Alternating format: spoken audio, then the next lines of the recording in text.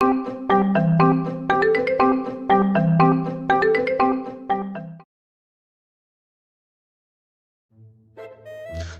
காட்டுக்கு நடுவுல இருக்கிற ஆத்துக்கு ஒரு யானை கூட்டம் வந்துச்சு. அந்த ஆத்துல நிறைய தண்ணி இருக்கிறத பார்த்த யானைங்க ரொம்ப குதூகலத்தோட அந்த தண்ணியை எல்லாம் கலங்கடிச்சுச்சுங்க.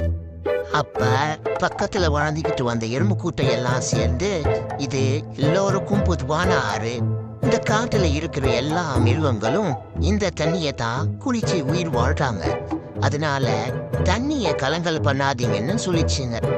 ஆனா அதை கேட்காம எல்லா யானைகளும் ஆத்து தண்ணிய கலங்கடிச்சுச்சுங்க. இத பார்த்த எறும்புகளுக்கு ஒரே கோபமா வந்துச்சு. மறுநாள் எல்லா எறும்புகளும் இலையில செஞ்ச சின்ன படகுல ஏறி அந்த ஆத்துல மிதக்க ஆரம்பிச்சுச்சுங்க.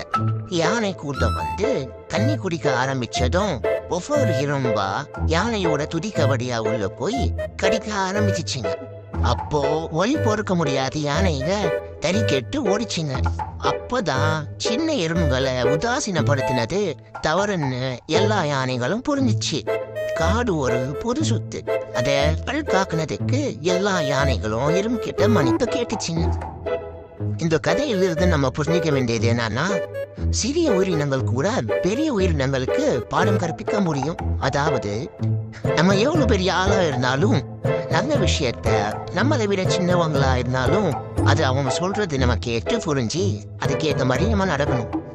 அப்படி அவங்க சொல்றது கேட்காம இவங்க சொல்றது ஏன் நம்ம கேட்கணும்னு தலகணத்தோட இருந்தீங்கன்னா யானைக்கு நடந்தது மாதிரிதான் உங்களுக்கு நடக்கும். குட்டீஸ், இந்த கதை உங்களுக்கு எல்லாருக்கும் பிடிச்சிருந்துச்சா? இது மாதிரி வேற ஒரு கதையோட வந்து வேற ஒரு வீடியோல உங்களை பாக்குறேன். அது வரைக்கும் இந்த வீடியோவை பார்த்தவங்க எல்லாம் மறக்காம லைக் பண்ணுங்க, ஷேர் பண்ணுங்க, சப்ஸ்கிரைப் பண்ணுங்க.